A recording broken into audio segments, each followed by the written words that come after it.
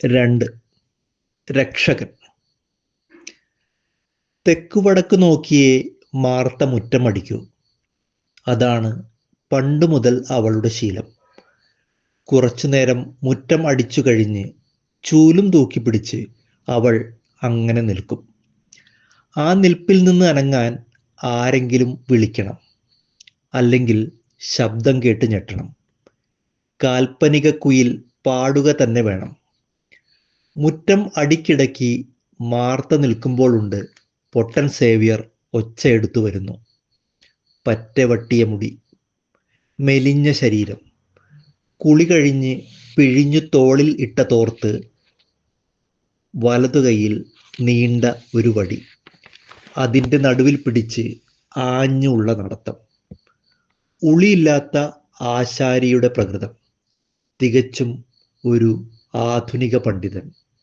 ഇടത്തെ കൈയിൽ കീറിയ പ്ലാസ്റ്റിക് കിറ്റിൽ നടവഴിയിൽ നിന്ന് പെറുക്കിയെടുക്കുന്ന തകർന്ന കളിപ്പാട്ടങ്ങൾ, ചരടുകൾ, മനഃശാസ്ത്രത്തിൻ്റെ ഞരമ്പുകൾ, നിരൂപകർക്കു വേണ്ട എല്ലാ കോപ്പുകളും. സേവ്യറിൻ്റെ കവിത കേട്ട് മാർത്ത അവളുടെ തുരീയ നിസ്സംഗത വെടിഞ്ഞ് ഉണർന്നു. വീണ്ടും മുറ്റം അടി തുടർന്നു. സേവ്യർ ആകട്ടെ വെളിച്ചം വരുത്തുവാൻ ആണ് പോകുന്നത്.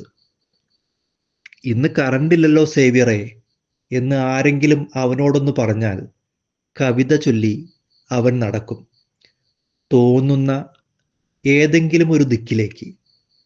കത്തിക്കിടക്കുന്ന ഒരു ബൾബ് കാണും വരെ അവൻ്റെ പ്രയാണം തുടരും. ലൈറ്റ് കണ്ടാൽ കറണ്ട് വന്നു. കറണ്ട് വരുത്താൻ പോകും വഴിയുള്ള പ്രവാസിയുടെ തിരിയാത്ത ശബ്ദങ്ങൾ ഒരേ സമയം ദേഷ്യവും കൗതുകവും മാർത്തയിൽ ഉണർത്തി. പൊട്ടൻ, അങ്ങനെയാണ് അവൾ ചിന്തിച്ചത്. അല്ലെങ്കിൽ ഒച്ചയെടുക്കേണ്ട കാര്യമുണ്ടോ? അതും വലിയ വഴിയിൽ, പട്ടാപ്പകൽ. അവൾ കൗതുകത്തോടെ അന്നയോട് പരദൂഷണം പറഞ്ഞു. സേവ്യർ പോണുണ്ട്. അവൾക്ക് അത് പറഞ്ഞപ്പോൾ സന്തോഷം. മൂശേട്ട അല്ലല്ലോ. അന്നയ്ക്കും സന്തോഷം. ചെറിയ സന്തോഷങ്ങൾക്കിടയിൽ കൂടെ, അല്പായുസായ നേർവഴിയിൽ കൂടെ സേവ്യർ വെളിച്ചം തേടി നടന്നുകൊണ്ടേ തുടർന്നു. 50 വർഷങ്ങളെങ്കിലും കഴിഞ്ഞു. അവൻ്റെ നടപ്പ് ഇതുവരെ തീർന്നില്ല. ബോധവൽക്കരണം അവസാനിക്കുകയില്ല. വെളിച്ചം നിൽക്കില്ല.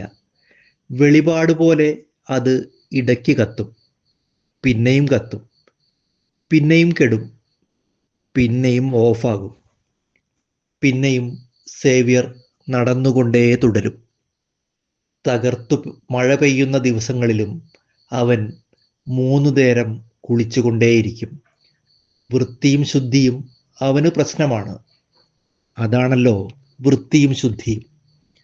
അവൻ്റെ അമ്മയും വൃത്തിയുടെ കാര്യത്തിൽ നിരന്തരം ശ്രദ്ധാലുവായിരുന്നു.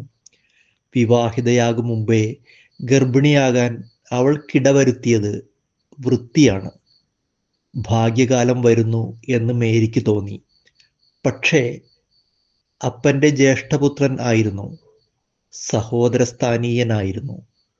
എന്നിട്ടും കുര്യാക്കോസ് ബോംബെക്ക് വണ്ടി കയറി. പിന്നീട് ഇതുവരെ വന്നിട്ടേയില്ല.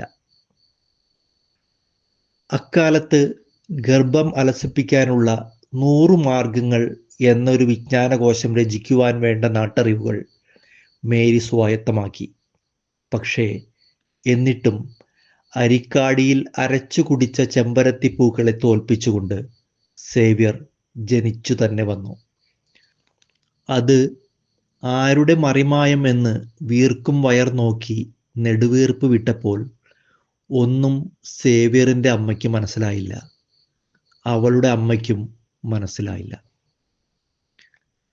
തൻ്റെ ചെറുപ്പകാലത്ത് പലപ്പോഴും വർക്കിയുടെ പ്രലോഭനത്തിൽ വീണ രുചികൾ അയവിറക്കിക്കൊണ്ട്, കഷ്ടം, അവനെ പാമ്പ് എടുത്തുകൊണ്ടുപോയി, അല്ലെങ്കിൽ വീർക്കും വയർ ഒട്ടിക്കാമായിരുന്നു എന്ന് അവരും മകളെ നോക്കി നെടുവീർപ്പ് വിട്ടു. വർക്കിയുടെ വീട്ടിൽ പണിക്ക് പോയിരുന്ന നല്ല കാലങ്ങളെ ഓർത്ത് മനസ്സിൽ താണു. കണ്ണാടിപ്പുഴയിൽ പുതുതായി തുറന്ന സർക്കാർ ആശുപത്രിയിലെ വിദഗ്ധ ഡോക്ടർ സേവ്യറിൻ്റെ 4.5 വയസ്സിലും പൊട്ടിയൊലിക്കുന്ന ചിറങ്ങുകളും തുണിക്കഷ്ണം തിരുകി അടച്ചുമൂടിയ ചെവികളും തിരിയാതെയുള്ള പേ പറച്ചിലുകളും വിലയിരുത്തിക്കൊണ്ട് പറഞ്ഞു, ഗർഭം അലസിപ്പിക്കാൻ നോക്കി, അതുകൊണ്ടാണ് ഇത് ഇങ്ങനെ വന്നത്. മേരി മിണ്ടിയില്ല. കാര്യം മനസ്സിലാക്കാൻ വേണ്ടത്ര ബോധം അവൾക്കുണ്ട്. ഇപ്പോഴും സേവ്യർ നിരന്തരം നടക്കുന്നു. ഇരിക്കുമ്പോഴും എല്ലാവരും നടക്കുന്നു. ഒരുപക്ഷെ അവരുടെ സ്വപ്നങ്ങളിൽ ലോകം ഒരു തീന്മേശയാകുന്നതിൻ്റെയും കത്തികളും ഫോർക്കുകളും നിറഞ്ഞ് സിനിമ ഒരു തീറ്റ മത്സരമാകുന്നതിൻ്റെയും കടുത്ത ദൃശ്യങ്ങൾ നിരക്കുന്നുണ്ടാകാം. പേടിച്ചാകാം സേവ്യർ 3 നേരം കുളിക്കുന്നു. പിന്നീട് മേരിക്കു പിറന്ന 2 മക്കളും സേവ്യറിന് വല്ലതുമൊക്കെ കൊടുക്കും. തൻ്റെ മകനെ നോക്കി പൊട്ടൻ എന്നും മന്ദബുദ്ധി എന്നുമൊക്കെ പറഞ്ഞ് ഭർത്താവും നാട്ടുകാരും ചിരിക്കുന്നു. അപ്പോൾ തൻ്റെ ചെയ്തികളുടെ ഫലമാണ് ഇതെന്ന് മേരി സമാധാനിക്കുന്നു. ആരും അങ്ങനെ സമാധാനിക്കാനില്ലാതെ മാർത്ത ഒറ്റയ്ക്ക് ജീവിച്ചു കാണിക്കുന്നു. മുറ്റം അടിക്കുന്നൊരു ചൂലു മാത്രമാണ് ദൈവശാസ്ത്രത്തിൽ അവളുടെ ആശ്രയം. ഒച്ചയെടുത്തുകൊണ്ട് സേവ്യർ പോകുമ്പോൾ അവൻ പൊട്ടൻ എന്നവൾ ഓർക്കുന്നു. അവനോ പ്രവാചകനെപ്പോലെ നീണ്ട ഒരു വടിയുടെ ബലവും ഏന്തി വെളിച്ചത്തിലും ദീപം തേടി നടക്കുന്നു. അഭയാർത്ഥികളുടെ കാൽപ്പാടുകളിൽ പെട്ടെന്നു വീണകൾ പാട്ടു തുടങ്ങുന്നു. ആരുടെയോ താളബോധം അശിച്ചുകൊണ്ട് നീങ്ങിപ്പോകുന്ന സേവ്യറിൻ്റെ ഗാനം കാതുകൾക്ക് കുറുകെ കടക്കുമ്പോൾ പുറത്തിറങ്ങാൻ സമയമായി എന്ന് രാവിലെ തോമസിന് തോന്നിപ്പോയി. അവൻ്റെ കർമ്മഫലം ആർ അശിക്കും.